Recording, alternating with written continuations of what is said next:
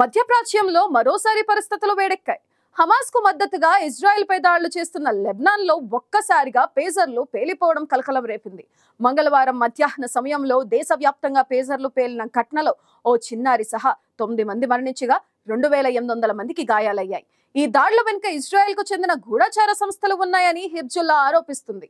పేజర్లను hack చేసి అవన్నీ ఒకేసారి పేలే విధంగా ప్లాన్ చేసినట్లు అనుమానిస్తుంది. హిజ్బుల్లా సభ్యులే లక్ష్యంగా ఈ దాడులు జరిగినట్టు ఆరోపిస్తుంది. అయితే దీనిపై ఇప్పటి వరకు ఇజ్రాయెల్ స్పందించకపోగా దాళ్లకు కొన్ని గంటల ముందే హిజ్బుల్లాపై తమ యుద్ధ లక్ష్యాలను అప్డేట్ చేసుకున్నామని నెతన్యాహు ప్రకటించారు. దీంతో లెబనాన్ లో దాడులు జరగబోతున్నట్లు నెతన్యాహు ముందే హింట్ ఇచ్చారని తెలుస్తుంది.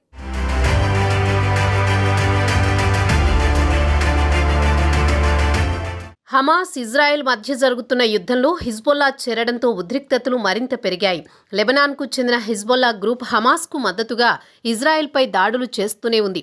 అయితే కొద్ది నెలల క్రితం హిజ్బుల్లా కమాండర్ను ఇజ్రాయెల్ దళాలు మట్టుబెట్టడంతో పరిస్థితులు వేగంగా మారిపోయాయి. ఓవైపు హమాస్పై దాడి చేస్తూనే మరోవైపు హిజ్బుల్లా చేస్తున్న దాడులను ఇజ్రాయెల్ అడ్డుకుంటోంది. ఇజ్రాయెల్ హమాస్ మధ్య జరుగుతున్న పోరులో 41,000 మంది పైగా ప్రాణాలు కోల్పోయారు.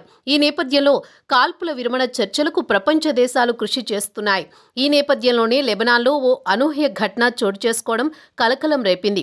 లెబనాన్లో దేశవ్యాప్తంగా పేజర్లు ఒక్కసారిగా పేలిపోయాయి. మంగళవారం మధ్యాహ్నం 3:30 పేలుళ్లు సంభవించాయి. ఈ ఘటనలో 9 మంది మరణించగా 2800 మందికి పైగా గాయపడ్డారు. ఇందులో అనేక మందికి తీవ్ర గాయాలయ్యాయి. ఈ ఘటనను లెబనాన్ ఆరోగ్య మంత్రి ఫిరాస్ అబియాడ్ ధృవీకరించారు. పేలుళ్లలో ఓ బాలికతో సహా 9 మంది మరణించారని తెలిపారు. మృతుల్లో 2 హిజ్బుల్లా సభ్యులు కూడా ఉన్నారని పేర్కొన్నారు. క్షతగాత్రుల్లో 200 మంది పరిస్థితి విషమంగా ఉన్నట్లు తెలిపారు. గాయాలు ఎక్కువగా ముఖం, చేతులు, కడుపుపై అయ్యాయని తెలిపారు. పేజర్ పేలుడులో ఇరాన్ రాయబారి ముస్తఫా అమానీ కూడా గాయపడ్డట్లు తెలుస్తోంది. మరోవైపు సిరాయాలోనూ పేజర్లు పేలిపోగా 14 మంది గాయపడ్డారు. ఈ అనూహ్య దాడి వెనుక ఇజ్రాయెల్ హస్తముందనే ఆరోపణలు వెల్లువెత్తుతున్నాయి. తొలుత పేజర్లు వేడెక్కాయి, ఆ తర్వాత పేలిపోయాయి.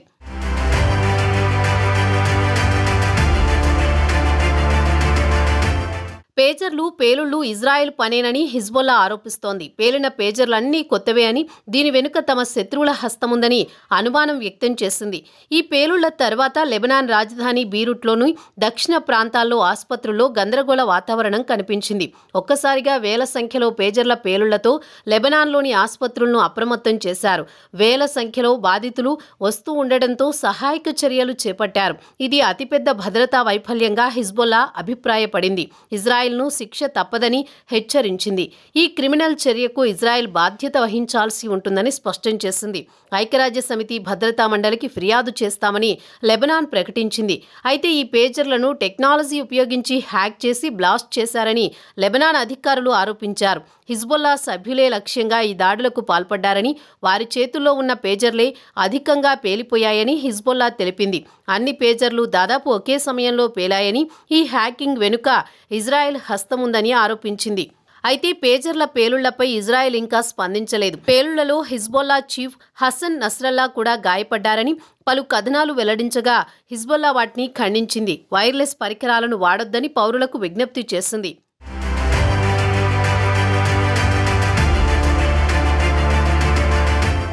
మొబైల్ కమ్యూనికేషన్ రాకముందు సమాచార వ్యాప్తికి ఈ పేజర్లను ఉపయోగించేవారు. వైర్లెస్ ద్వారా పనిచేసే ఈ పేజర్లను సందేశాలను పంపడానికి, స్వీకరించడానికి ఉపయోగిస్తారు. చిన్న స్క్రీన్, పరిమిత కీప్యాడ్తో ఉంటుంది. దాని సహాయంతో సందేశాలు లేదా హెచ్చరికలను త్వరగా స్వీకరించవచ్చు. ఇందులో ముందుగా మనం ఎవరికి సమాచారం అందించాలో తెలియజేస్తూ పేజర్ల సెంటర్కు కాల్ చేసి చెప్పాల్సి ఉంటుంది. ఆ సెంటర్లో ఉండే ప్రతినిధి సంబంధిత వ్యక్తి వద్ద ఉండే పేజర్ను సందేశం పంపుతారు. దానికి చూసుకున్న వ్యక్తి అవసరమైన వారికి పబ్లిక్ టెలిఫోన్ బూత్ నుంచి కాల్ చేసి మాట్లాడుకుంటారు. దీనిని 1990-2000 సంవత్సరాల మధ్య ఎక్కువగా వినియోగించారు. తాజాగా పేలిన పేజర్లు లేటెస్ట్ మోడల్ అని, అవి హిజ్బుల్లా యోధులకు ఇటీవలే అందించారని తెలుస్తోంది.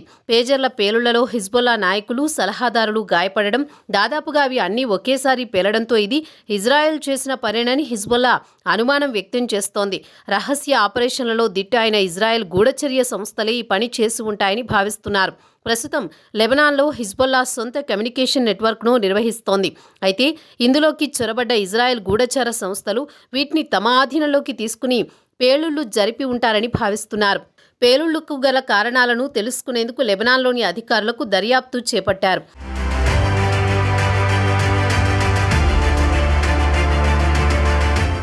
మరోవైపు ఇటీవల హిజ్బుల్లా ఇజ్రాయెల్ మధ్య జరిగిన దాడుల్లో లెబనాన్కు చెందిన వందల ఫైటర్లు, ఇజ్రాయెల్ దేశానికి చెందిన పౌరులు, సైనికులు మరణించారు. ఈ దాడుల కారణంగా ఇరు దేశాలకు సంబంధించి సుమారు 10,000 మంది పౌరులు వలస వెళ్లారు. ఈ నేపథ్యంలో ఇజ్రాయెల్ ప్రధాని బెంజమిన్ నెతన్యాహు కీలక నిర్ణయం తీసుకున్నారు. నూతన యుద్ధ లక్ష్యాలతో ముందుకు సాగుతామని ప్రకటించారు. క్రాస్ బార్డర్లో హమాస్ అనుకూల మిలిటెంట్ల సంస్థ హిజ్బుల్లాతో చోటు చేసుకున్న కాల్పుల కారణంగా పారిపోయిన ఉత్తరాది నివాసితులను సురక్షితంగా తిరిగి ఇజ్రాయెల్లోకి తీసుకొస్తామన్నారు. లెబనాన్ దక్షిణ సరిహద్దు ప్రాంతంలో మిలిటెంట్లను తాము అనుమతించబోమని తేల్చి చెప్పారు. గాజా కాల్పుల విరమణ ఒప్పందం కుదిరితే తాము కట్టుబడి ఉంటామని హిజ్బుల్లా ప్రతినిధులు తెలిపారు.